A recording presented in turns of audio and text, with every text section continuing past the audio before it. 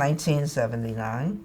My husband had a bad cold, which really developed into a mild case of pneumonia, and a week later he was completely paralyzed.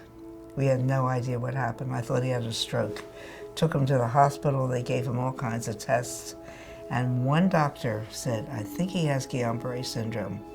They did the spinal tap, it determined his condition. We had never heard of it. My husband, who had a great sense of humor, thought it was two French dancers. There was nobody to turn to, nobody to ask questions about, no literature to read.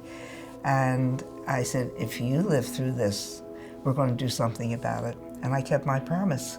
We started with 8 people in our home. And I thought it would be a nice little support group. Little did I know it would just burgeon into what it is today.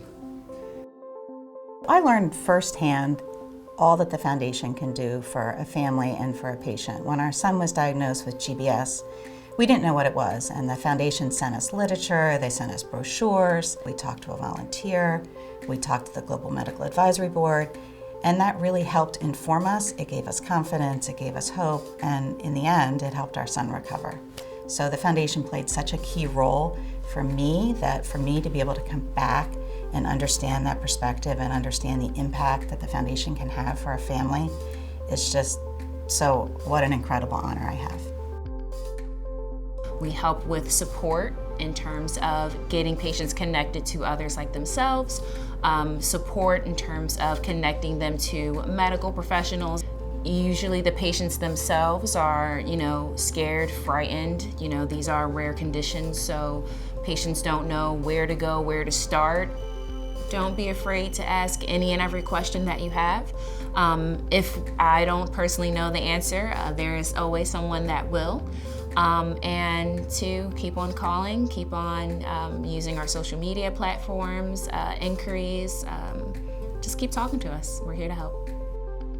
It's our goal to bring the education to you, to empower you, to advocate for yourself, to better understand what's going on with you. Our regional conferences, these are one-day conferences. They're local, they're presented by local faculty.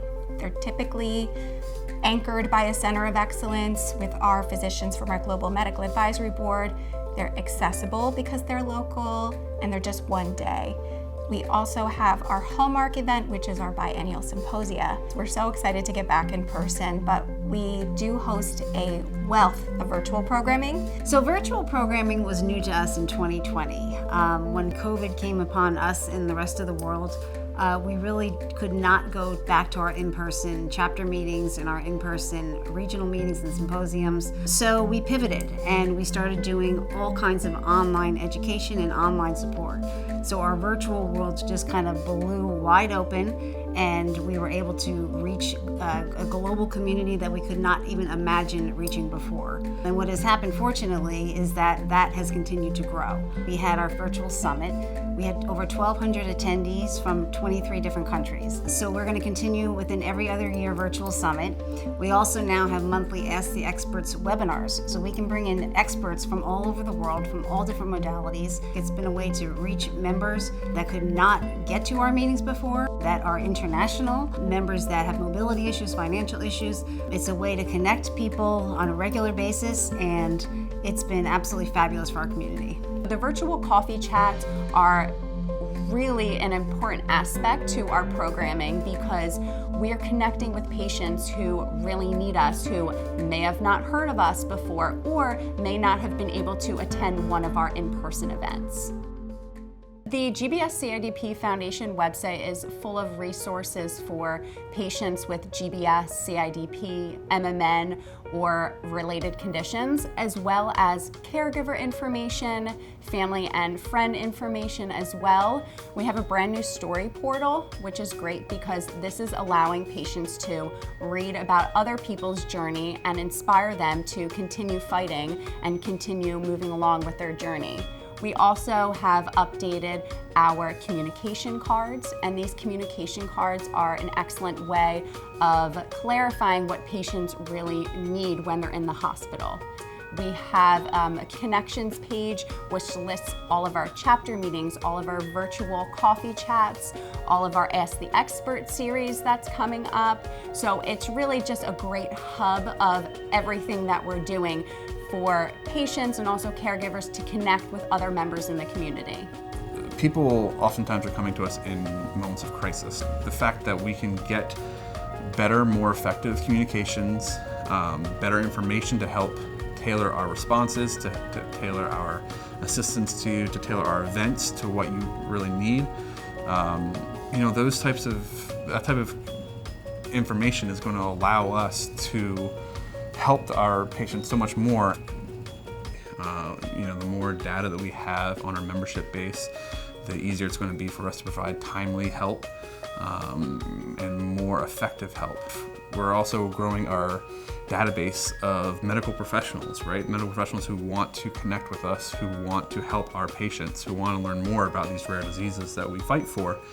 The Global Medical Advisory Board, or GMAB, is a group of top neurologists who volunteer for the foundation. They help us with our research grant, they help us with our Centers of Excellence, they help us with our Benson Fellowship, and they help us with responding to medical inquiries from our patients. As a patient, you want a hospital that can treat and diagnose these rare diseases. That's when our Medical Advisory Board comes into play. They help us identify these centers so we can send our patients to these centers and they'll feel that they're being well taken care of. We are a nonprofit and we are considered a 501c3, and what it means is that we can accept donations from individuals, and those donors can get a tax deduction. We have been a 4-star rated organization on Charity Navigator. We do have the highest rating, and 9 years running is pretty good. So since 2000, we funded over $7 million in research.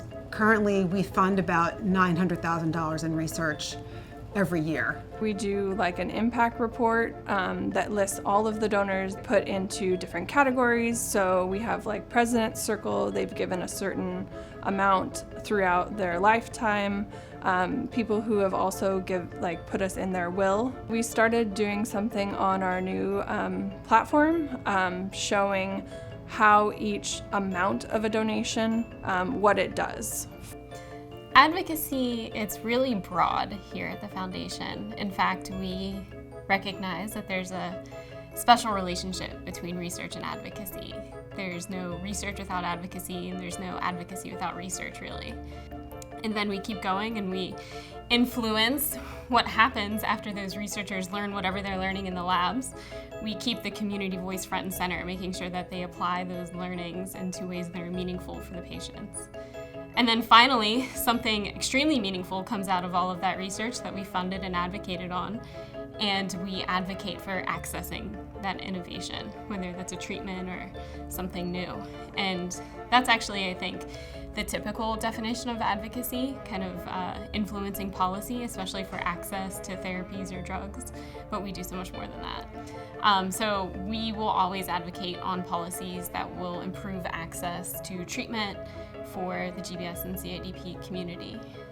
We regularly tap into volunteers to come to Capitol Hill with us and hold meetings with their members of Congress or their staff.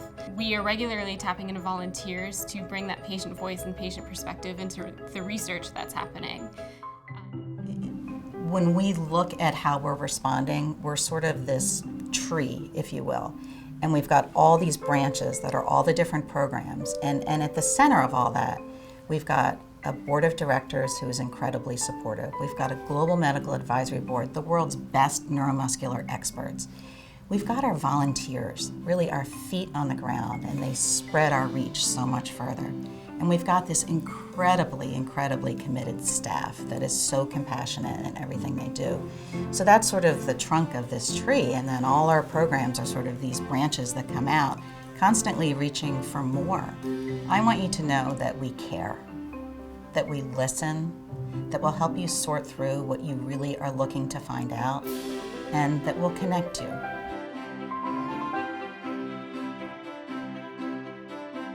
We never lost sight of why we started the organization, and that's to take care of the patient.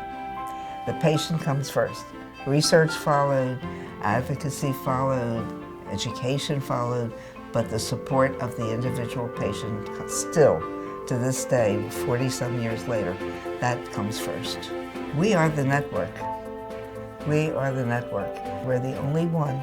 We're the only GBS-CIDP Foundation. We are the last word, and we grew from 8 people. Look how big we are, and I only look forward to continuing it through the efforts of the people who were involved in the foundation.